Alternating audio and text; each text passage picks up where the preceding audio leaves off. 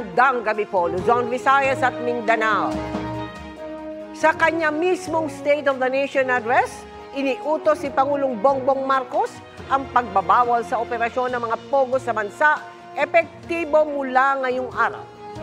Isa po yan sa mga pinakapinalakpakan sa kanyang ikatlong SONA, kung saan iginiit din ang karapatan ng bansa sa pinag-aagawang teritoryo sa West Philippine Sea. Tinalakay din ng Pangulo ang anyay epektibong paraan ng administrasyon para sugpuin ang problema sa droga. Mula sa Bata sa Pabasa, nakatutok live si Ivan Mayrina. Ivan.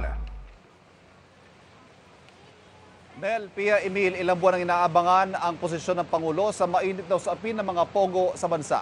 At sa kanya ikatlong State of the Nation Address, nagbitiw ang Pangulo ng isang sorpresang anunsyo at utos tungkol sa mga pogo.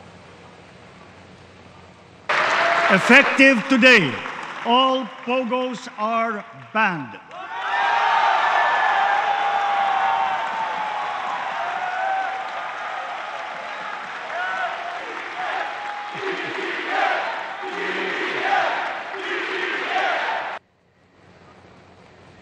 Umani ng masigabong palakpakan ang anunsyong yan ng Pangulo na anyay tugon sa tinig ng taong bayan para itigil na ang mga ito na naging pugad na ng samut-saring krimen.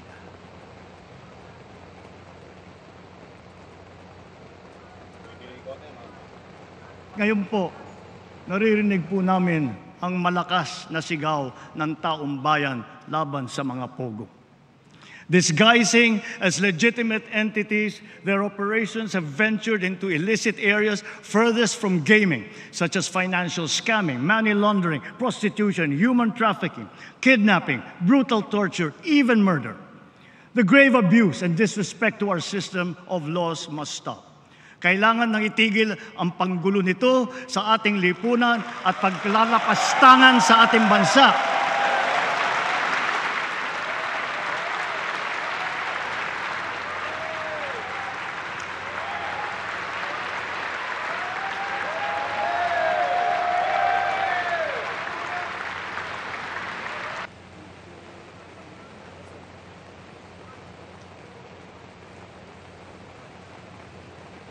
Kaugnay nito, may utos ang Pangulo sa PAGCOR at sa economic managers, lalo pat may mahigit 20,000 Pilipino manggagawa sa mga pogo ang maapektuhan sa utos na ito. I hereby instruct PAGCOR to wind down and cease the operations of pogos by the end of the year. The DOLE, in coordination with our economic managers, shall use the time between now and then to find new jobs for our countrymen who will be displaced.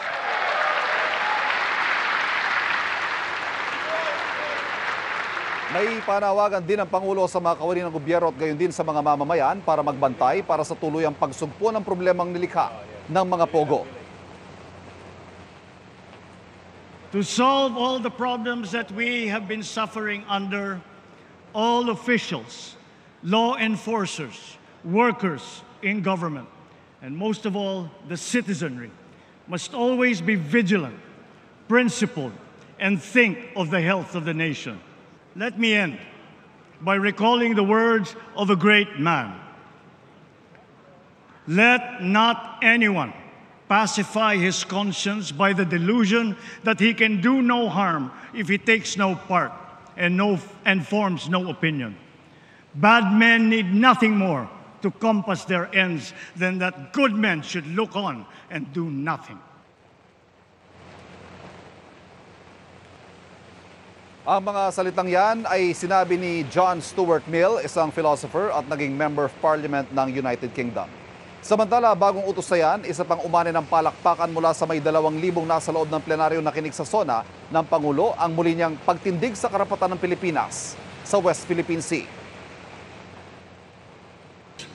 Ang West Philippine Sea ay hindi kathang-isip natin lamang. Ito ay atin. Ito ay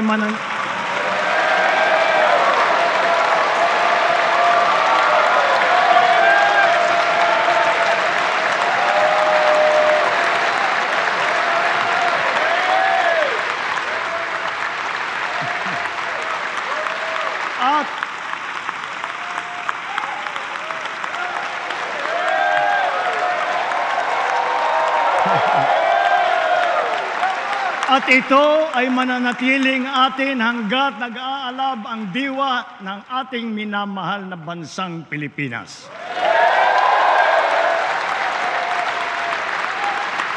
Special mention din sa SONA ang pasasalamat ng Pangulo sa sandatahang lakas sa Philippine Coast Guard at sa mga mangingisda na humaharap sa hamon ng sigalot sa rehiyon. Sa buong sandatahang lakas, sa Coast Guard, sa ating mga mangingisda sa West Philippine Sea.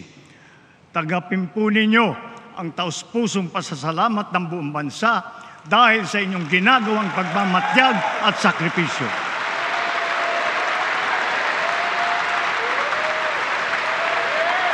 Pero sa kabila ng mga pahayag na ito, ayon sa Pangulo, patuloy na tatahak ang Pilipinas sa landas ng kapayapaan sa usapin ng West Philippine Sea. Proper diplomatic channels and mechanisms under the rules-based international order remain the only acceptable means of settling disputes. Peace and community building will always be our clarion call.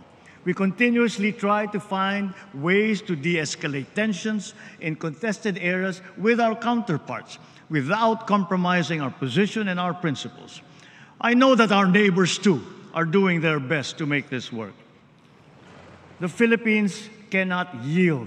The Philippines cannot waver.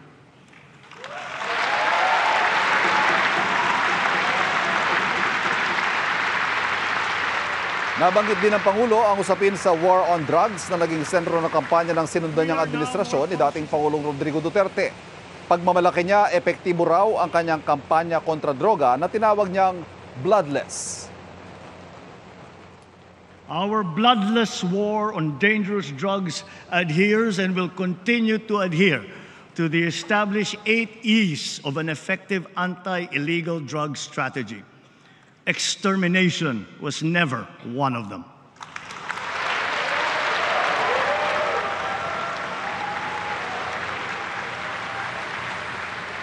Mel, Vicky, Emil, nagtagal ang SONA ng Pangulo ng 1 oras at 22 minuto. Pinakamahaba yan so far sa nakalipas sa 3 SONA ng Pangulo. Sa mga oras na ito ay nakaalis na po ang Pangulo mula dito sa Batasang Pambansa at nakikita natin nagsisialisa na rin ang mga kongresista mula dito at nagpapatuloy naman ang malakas na ulan na kanina pang hapon at hanggang ngayon po ay bumubuhos ang malakas na ulan dito sa Batasang Pambansa.